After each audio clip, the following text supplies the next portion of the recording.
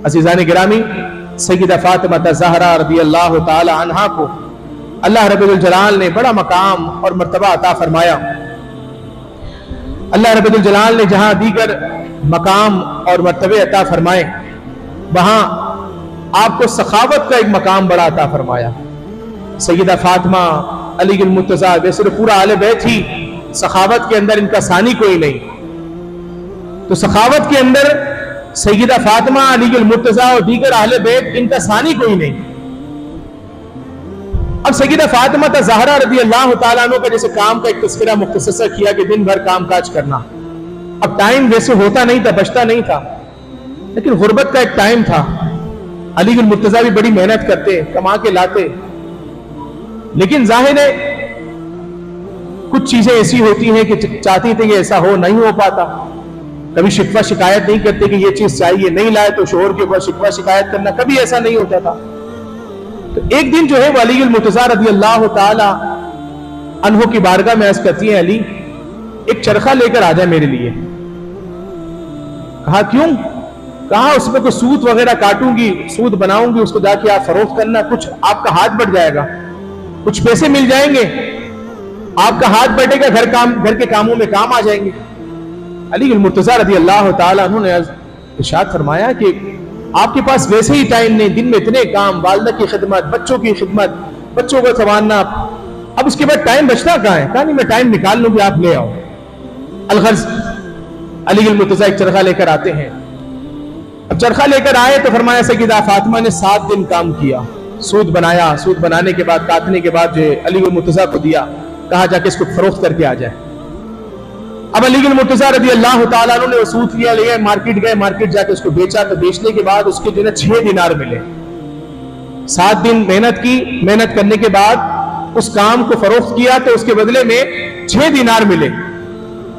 अब लेकर आए सय्यदा फातिमा के पास कि ये आपकी मेहनत की कमाई, जो आपने मेहनत की, 7 दिन तक 6 दिनार मिले।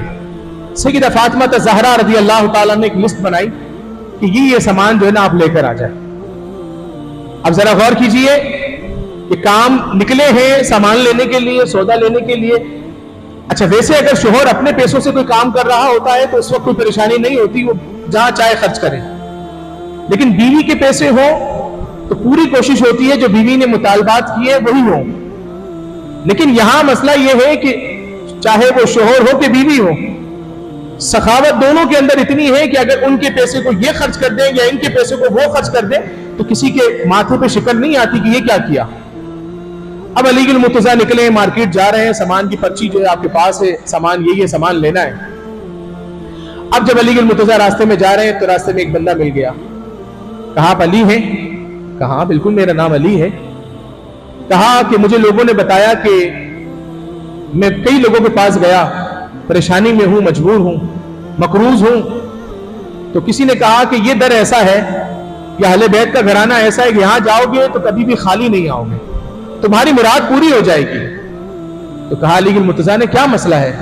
कहा मसला यह है कि मुझ पर जो है ना कर्जा है और 6 दिनार का कर्जा है, और आज मुझे जो है ना वो कर्ज खाने कहा है कि अगर आज कर्जा नहीं दिया तो मैं तुझे बांध दूंगा, और तुझे बांध कर तेरे से कर्जा वसूल करने के बाद भी तुझे छोड़ूंगा, चाहे जो करना है कर, लेकिन कर्जा मेरा अदा कर। अली मुर्तज़ा रज़ी अल्लाह ताला ने फरमाया कि 6 दिनार कर्जा है तेरा? कहा ये ले, मेरे पास 6 दिनार है, ये ले ले।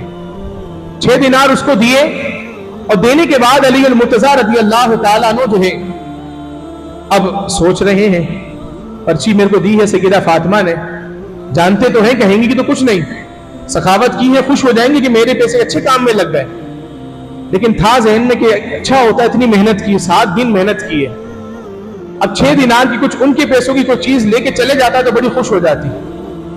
अब फरमाते हैं कि सय्यदा फातिमा के ज़हन में तसव्वुर लेके चल रहे हैं, इतने में सामने से एक शख्स आ जाता है और उसने ऊंट की नखेल जो थामी हुई है। कह रहे जी अली, आप अली हैं? उन्होंने कहा जी बिल्कुल अली हूं। कहा कि बड़ी परेशानी में हूं, मसला यह है कि मुझे जो है ना वो सफर पे जाना है और ये ऊंट मुझे बेचना है।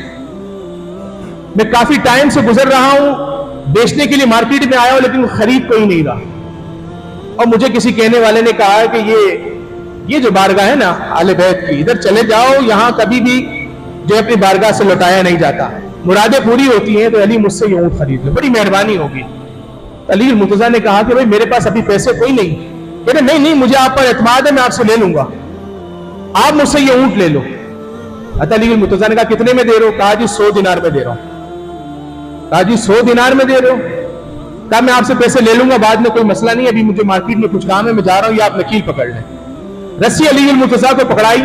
اب علی المرتضیٰ سوچ رہے کہ بیوی نے بھیجا تھا مجھے 6 دینار دے کر سامان لینے کے لیے, سامان لینے چلا تھا, مقروض کو قرضہ دے دیا, اب الٹا میں خود مقروض ہو چکا ہوں, 100 دینار کا اونٹ خرید چکا ہوں.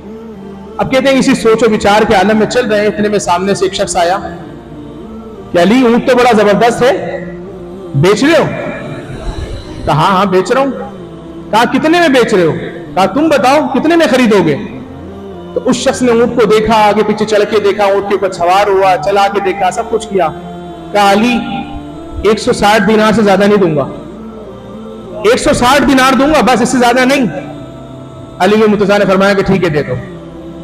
تو اب علی المرتضیٰ رضی اللہ تعالیٰ عنہ نے جو ہے وہ سودا کر لیا, 160 دینار لیے, اونٹ اس کے حوالے کیا.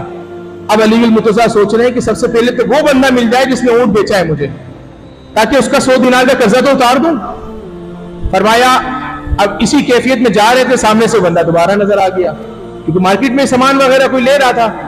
علی المرتضیٰ رضی اللہ تعالیٰ عنہ نے وہ 100 دینار دے بھائی اپنے پیسے وصول کرو اور ہمارا قرضہ برابر ہو گیا.